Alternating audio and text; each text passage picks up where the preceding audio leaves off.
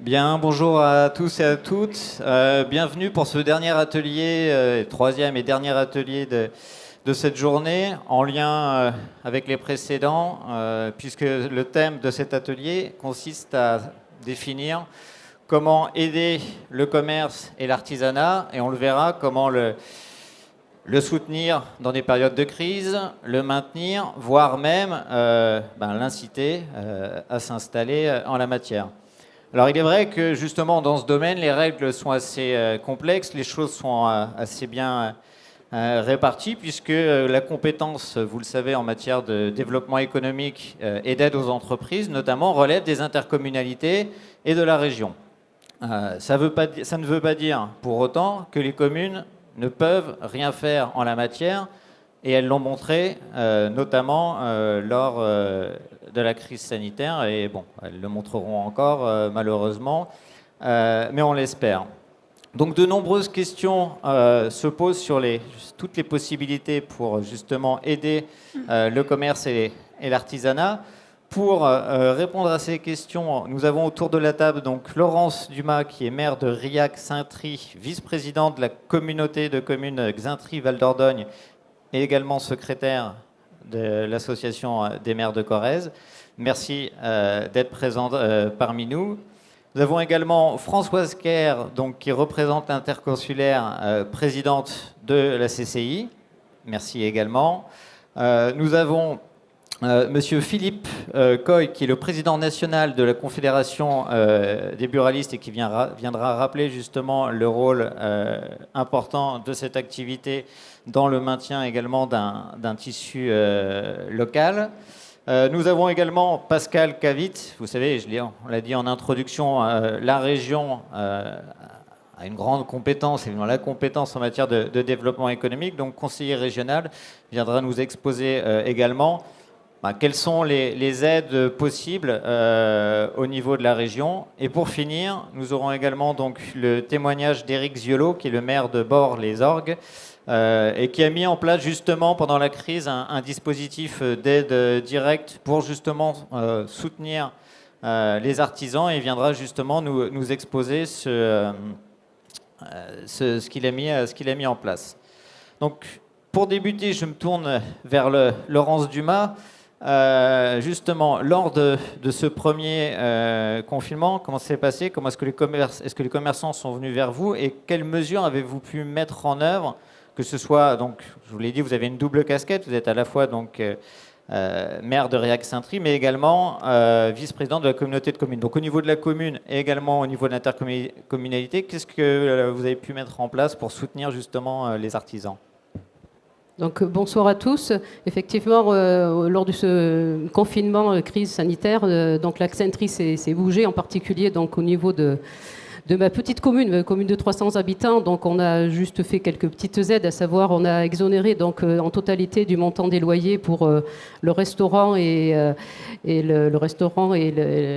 l'esthéticienne qui se sont installés sur la commune, qui avaient fermé évidemment pendant cette période. Donc, on a pu faire cette aide-là. Ensuite, il y a eu une aide donc importante au niveau donc de l'intercommunalité, Xaintry-Val d'Ordogne, donc sur Argentat, le canton d'Argentat, avec plusieurs participations, une participation donc au réseau initiative à raison donc de 2 € par habitant, donc ce qui a permis à 2 entreprises du secteur de pouvoir être aidées.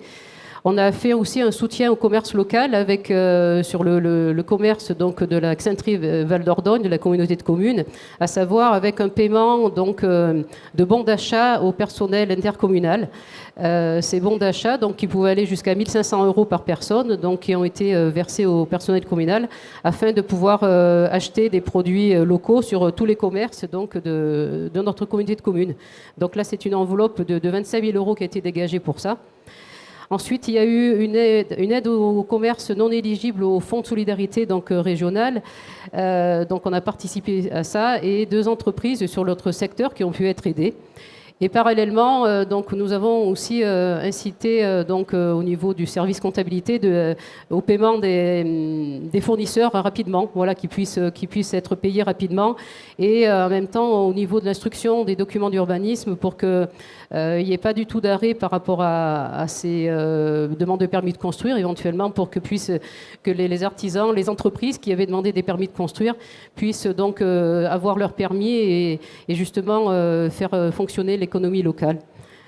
Voilà, tout ce qu'on a fait dans un premier confinement. En deuxième confinement, ça a été un peu plus souple, on va dire. Et donc là, on avait mis en place une logistique avec une vente sur Internet, donc des produits locaux pour que, toujours pareil, que la population de Xaintrix-Val d'Ordogne puisse acheter sur du local. Voilà. Ce qu'on a fait dans un premier temps. Donc ça, c'était le soutien lors du premier confinement, alors, je ne sais pas si on l'appelle confinement, isolement ou couvre-feu, ce qu'il en est, mais on comprend bien ce qu'il en est. Donc ça, c'était vraiment le soutien d'urgence. Et au niveau de l'installation de nouveaux, justement, artisans ou commerçants, est-ce qu'il y a des aides particulières? Est-ce que, justement, que ce soit pareil, via évidemment la commune, mais plus peut-être l'intercommunalité? Pour là, je vous poserai également la même question par la suite, sur comment attirer justement de nouveaux commerçants, artisans, comment les inciter justement à s'installer, et évidemment comment les aider. Alors au niveau de la commune, en fait, il y a eu, donc déjà on a la chance d'avoir une laiterie fromagerie qui fait d'ailleurs du bon fromage, du Cantal, sur Xaintrix. Si vous voulez, ça a incité donc l'appel donc à d'autres artisans et commerçants qui se sont installés sur la commune. À savoir, nous avons eu donc en 2017 un boulanger qui s'est installé. Il a commencé par s'installer sur une commune voisine, et puis ensuite il a acheté donc un local, et puis donc il a installé donc son commerce. Mais pendant 1 an et demi, en fait, pour l'aider, on a ouvert en fait mon bureau à la mairie pour faire la vente du pain. Donc pendant 1 an et demi, le temps qu'il s'installe dans son commerce. Ensuite, donc, au niveau de la commune, on avait un bureau de poste et on l'a transformé donc, en local qui pouvait accueillir éventuellement plusieurs artisans. Et il s'est avéré qu'il y avait une esthéticienne qui a voulu s'installer, et donc nous l'avons installée dans le local l'ancien local de la Poste avec un loyer bien sûr très modéré pour pouvoir l'aider à voilà. Ensuite, donc, au niveau d'autres artisans, et après d'autres artisans commerçants qui ont été aidés, en particulier dans le cadre donc, des aides qui ont été mises en place depuis mars 2019 sur la communauté de communes donc Xaintrix-Val d'Ordogne. Donc, ce sont des aides surtout pour les entreprises et les petites entreprises qui n'avaient pas d'aide, qui n'étaient pas aidées par ailleurs. Donc voilà, pour pouvoir un petit peu une aide pour commencer au démarrage donc, de leur activité, soit donc en investissement pour du matériel, soit sur la création ou la création d'un commerce, d'un artisanat, lorsqu'il n'y en avait pas d'autres lorsque c'était le dernier commerce, donc on avait dit qu'il fallait qu'on puisse aider ces commerces-là à se maintenir justement. Il y a une aide au niveau des devantures. Enfin, il y a plusieurs aides qui ont été versées. En fait, c'est vrai que depuis mars 2019, donc c'est à peu près une enveloppe de 70 000 € qui a été versée sur ces artisans, ces entreprises qui se sont créées sur notre secteur de Xaintrix. Voilà. D'accord, merci. Donc vous aidez à la fois, évidemment sur le plan financier, mais également en trouvant des solutions innovantes, en mettant des locaux à disposition, voire en recyclant d'autres locaux. Donc c'est un peu les deux grands thèmes, assez innovants du reste, de transformer une mairie en boulangerie ou en dépôt de pain. Pas complètement transformé, c'est simplement utiliser un local. J'entends bien. Mais c'est parfait, je vous remercie. Justement, Françoise Kerr, donc présidente de la CCI, la transition est toute trouvée, puisque la question que j'allais vous poser, c'est que faire pour conserver justement aider justement les commerçants, les artisans, et qu'est-ce que justement les professionnels, selon vous, attendent des collectivités en ce domaine? Alors, pour tout vous dire, sur l'ensemble, d'abord, moi je crois qu'il faut remercier l'ensemble des collectivités parce qu'il y a eu une réactivité énorme et extrêmement efficace de l'ensemble des maires, de la Corrèze, de la région également. Tout le monde, je veux dire qu'il y a eu une fédération de toutes les énergies pour arriver à passer ce cap extrêmement difficile pour un commerçant à qui on vous dit, vous fermez le rideau ce soir à 20h et on ne vous retrouvera peut-être dans quelques semaines, sans avoir précisément le jour d'une nouvelle ouverture. C'est extrêmement angoissant, c'est une situation inédite. Et sur le phénomène de la reprise en particulier, si vous voulez, je pense qu'il est essentiel d'anticiper tout ce qui concerne l'attractivité d'un territoire. Je pense que de ce point de vue-là, la Corrèze dans son ensemble met tout en œuvre, puisque nous ne sommes pas spécifiquement un département plus touristique qu'un autre. Donc je pense qu'à la fois au niveau du département, au niveau de la région, au niveau des collectivités et de la Chambre de commerce et d'industrie qui accompagne la création d'entreprises et le développement, ainsi bien entendu que l'accompagnement pour la Chambre des métiers sur tout l'artisanat, l'essentiel c'est de trouver une dynamique, si vous voulez, de territoire. Et je pense que lorsque vous avez trouvé cette dynamique et que vous l'alimentez correctement, systématiquement vous avez cette attractivité qui joue pour les prochains habitants, pour les communes ou les prochains artisans et commerçants qui pourraient venir s'installer. Je pense que cette dynamique-là est essentielle et nous, ce que nous attendons des collectivités ou des mairies, c'est qu'il y ait un véritable partenariat avec la Chambre de commerce et d'industrie, d'abord pour ces installations, parce que c'est notre cœur de métier, évidemment, pour CMA également, et donc cet accompagnement, nous l'avons directement.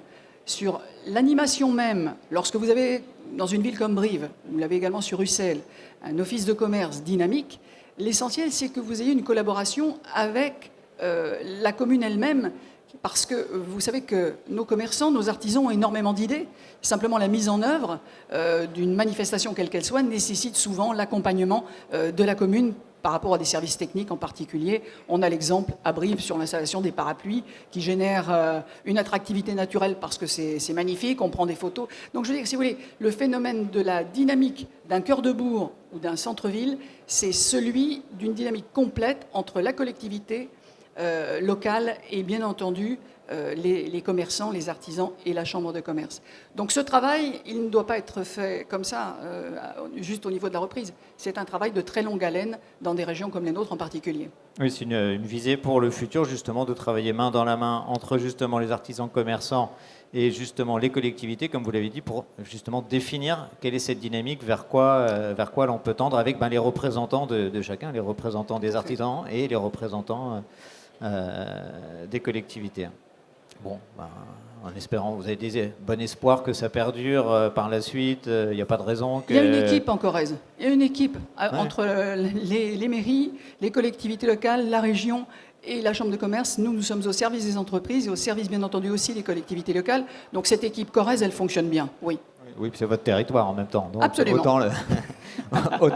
Autant le défendre. Et on fonctionne très bien également avec les buralistes qu'on accompagne sur des audits. Et je pense que Philippe va en parler tout à l'heure. Parce que c'est une bonne équipe. Vous faites également ma transition. C'est parfait. Donc Philippe Coy, je rappelle, vous êtes président national de la Confédération justement des buralistes. Est-ce que vous pouvez nous expliquer justement l'importance de l'activité pour peut-être définir une dynamique ou tout du moins maintenir une activité justement en Corrèze. En Corrèze, mais bon, je pense que ce que vous dites est valable sur d'autres, pas uniquement en Corrèze. D'abord, merci beaucoup pour votre invitation et merci beaucoup à la Fédération des buralistes de Corrèze d'avoir pris cette initiative d'être présent à ce carrefour des élus. Parce que, bien évidemment, vous pouvez vous poser la question, que font les buralistes au carrefour des collectivités ici en Corrèze ? Je n'osais pas vous la poser. Mais donc je vous la pose. Oui, c'est surprenant, mais c'est notre ambition aujourd'hui dans le cadre de la transformation. Et depuis ce matin, j'ai entendu dans les allées beaucoup d'interrogations, j'ai écouté les discours d'inauguration et chaque élu a eu à cœur de rappeler la cohésion territoriale, le développement économique, le bien-être, le bien-vivre ensemble. Et bien, c'est pour ça que les buralistes sont là aujourd'hui, pour partager avec les élus locaux ce bien-vivre ensemble, cet aménagement du territoire.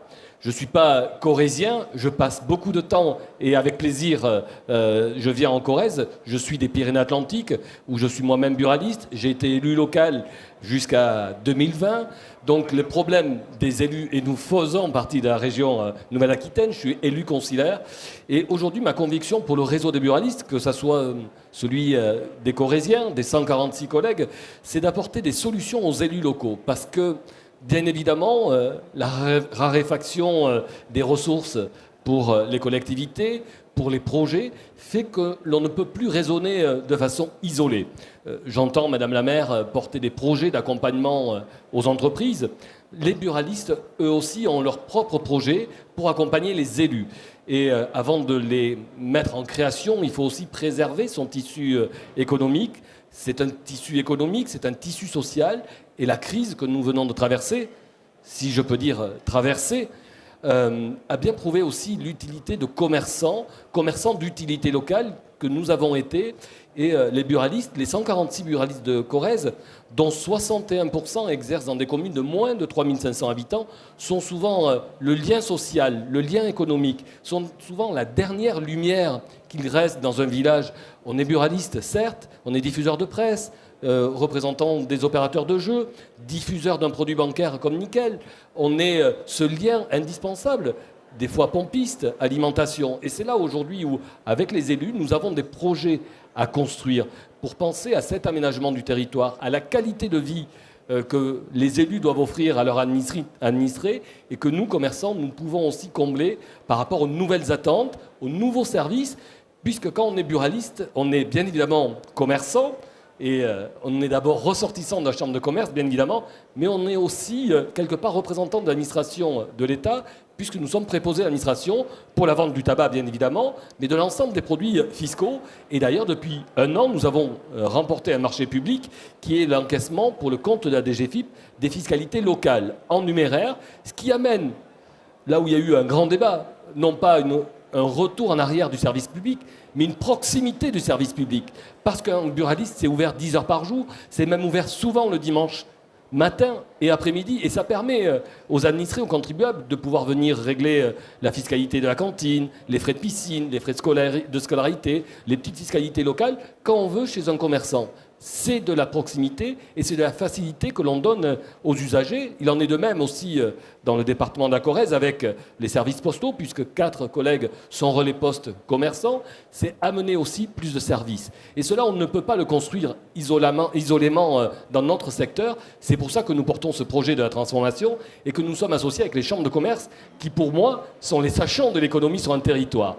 Et étant les sachants de l'économie, nous avons besoin de cette vision, de cet éclairage, comme vient de le dire la présidente, pour amener cet audit qui permet à nos commerçants, adossé à un fonds de transformation que nous avons négocié avec l'État, qui est à hauteur de 100 millions d'euros jusqu'en 2022, d'apporter l'aménagement dans le commerce qui répond à l'aménagement du territoire, au service des consommateurs, au développement du service public, tout en ayant l'harmonie d'un territoire.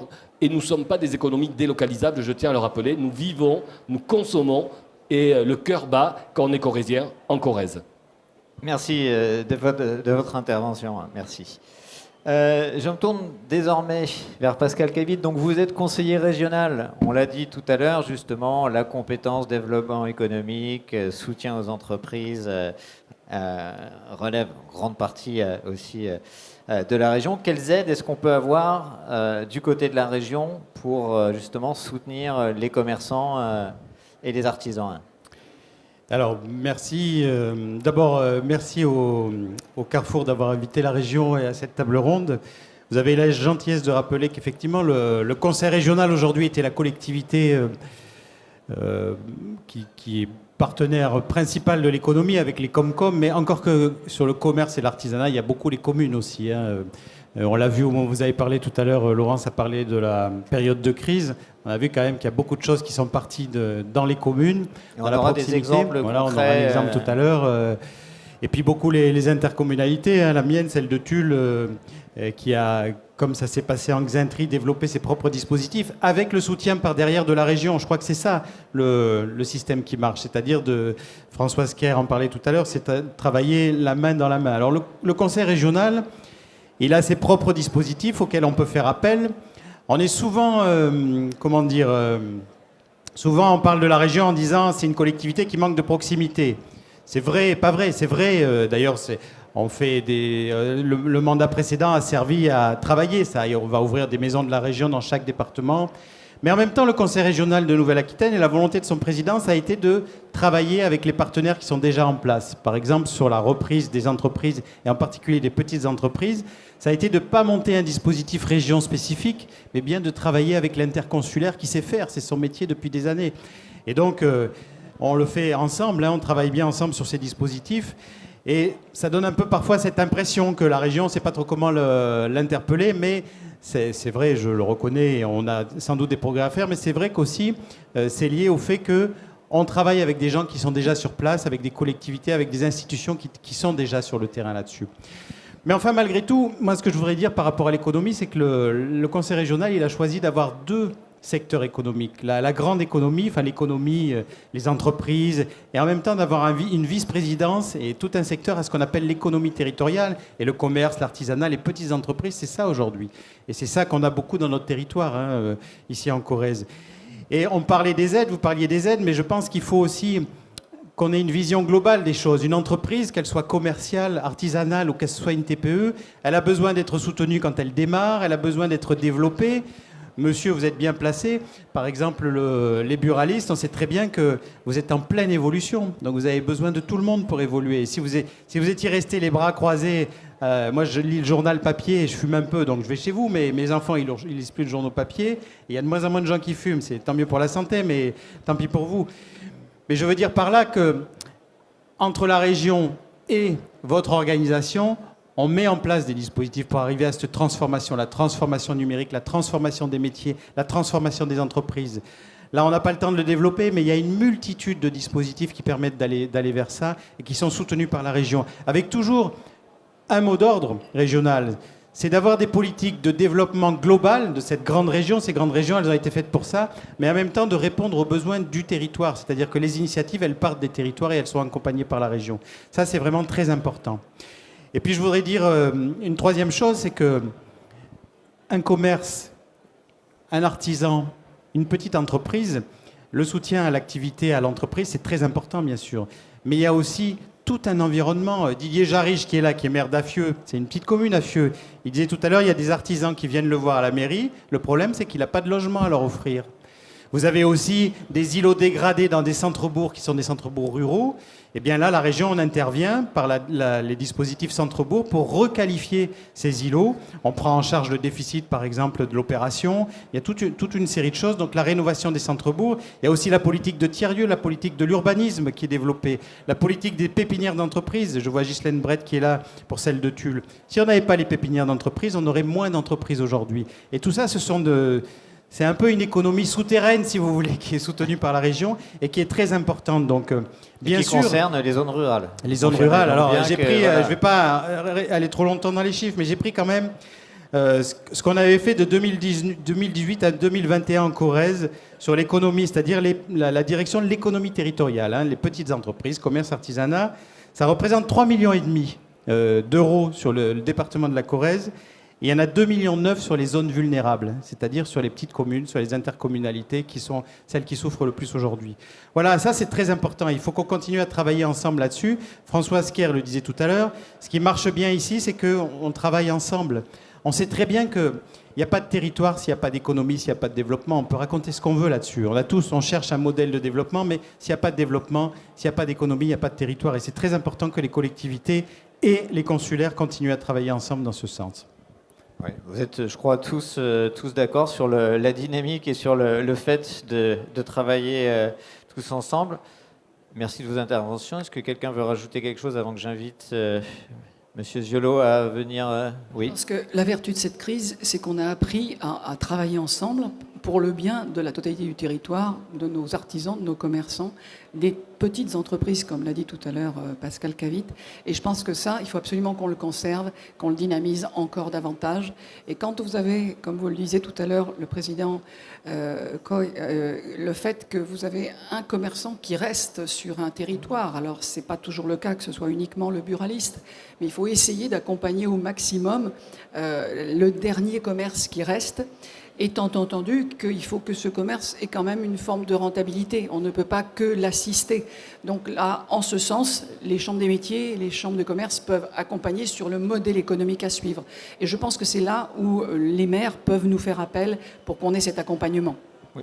Puis inciter de toute manière à continuer à travailler ensemble, vu que ça a prouvé qu'il y avait un succès. Donc à partir de là, c'est quand même plus simple de bâtir un projet commun. Juste quelques mots avant de quitter le plateau. Oui, le commerce, c'est la vie et l'économie, elle ne s'improvise pas. Et c'est pour ça que je crois qu'aujourd'hui, la crise a été un révélateur aussi de ces besoins dans les territoires. Beaucoup se sont sentis délaissés. Je ne reviendrai pas à des épisodes un peu douloureux depuis 2 ans. Mais en tous les cas, on sent bien la fracture des territoires, la fracture numérique, la fracture sociale, et qu'il y a un besoin de réponse. Et l'État est tout puissant pour beaucoup de sujets, mais je crois que dans les territoires, nous avons la compétence, avec l'ensemble des acteurs aussi autour de la table, d'apporter des solutions. Pas de solutions miracles, bien évidemment, mais un travail pragmatique, engagé, avec des gens responsables, avec des missions pour que nos territoires puissent demain continuer à accueillir de nouvelles populations. La crise a montré aussi l'évasion de populations des grandes métropoles avec un besoin de se retrouver dans des univers un peu plus ouverts et accueillants. Il faut bien évidemment de la connexion, et ça c'est le rôle du département d'amener aussi la fibre et toutes les liaisons pour que les familles puissent aussi connecter et qu'il y ait de la qualité de vie par le commerce. Et ça se co-construit aujourd'hui entre les élus de toutes les strates et les représentants du monde consulaire et des organisations professionnelles comme nous. En tous les cas, on s'y est engagé et je suis très fier que les buralistes de Corrèze soient au rendez-vous. Merci beaucoup. Je vous remercie. Merci de votre intervention. Puis du coup, alors ça me gêne parce qu'on parlait du départ justement des buralistes et c'est vous qui quittez le plateau. Mais c'est pour inviter Eric Ziolo à nous rejoindre.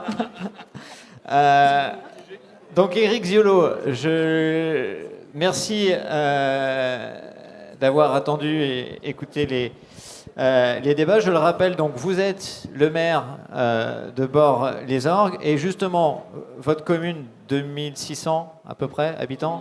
60, attention, c'est important. 2660 habitants. Justement, durant la crise sanitaire, a opté pour un dispositif justement d'aide directe au profit des artisans. Est-ce que vous pouvez justement nous développer aussi, vous, justement, ce dispositif mis en place ? Bien sûr, écoutez, il doit y avoir beaucoup d'autres exemples dans cette salle d'élus qui se sont battus pour leur commerce. On a bien compris qu'on était tous très attachés parce que le commerce, est effectivement, dans une commune et rurale encore plus, c'est la vie de cette commune, hein. C'est la vie sociale au-delà de la vie économique.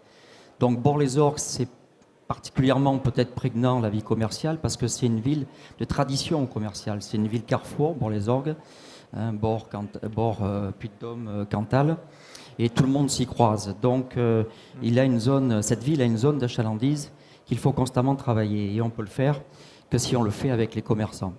Or, mon prédécesseur, parce que tout seigneur, tout honneur, moi j'ai fait que continuer un programme qui avait été voté par l'équipe précédente. Mon prédécesseur, comme tous les autres responsables politiques ici, ont été confrontés au lendemain de la crise à quelque chose de tout à fait exceptionnel, qui était comment préserver ce qui fait la vie de ma commune. Parce que quand vous vous retrouvez en tant qu'élu avec une obligation administrative de fermer tous les commerces alors que vous savez que c'est ça qui fait vivre une commune, vous vous dites mais comment je fais ? Alors au-delà de la question juridique, vous adoptez un programme. Donc, c'est ce qu'a fait la commune de Bort, un programme qui a donné tout simplement des aides directes, hein, un programme d'aide directe au commerce pour un petit peu, on va dire, compenser les pertes d'exploitation. Mais c'était également un programme d'accompagnement. Voilà, parce que c'est peut-être un petit peu le message que je voulais passer aujourd'hui, c'est que, et on l'a retrouvé d'ailleurs cette idée autour de cette table, c'est qu'au-delà des aides directes, on ne fait pas du commerce qu'avec des subventions. On fait du commerce avec un dynamisme, avec un état d'esprit. On accompagne, c'est toute une équipe, on pense commerce. Voilà.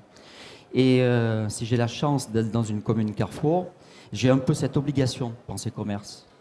Parce que si on veut maintenir nos 40 commerces à Bort, c'est certes des aides directes, aide à l'installation, aide à la modernisation des vitrines.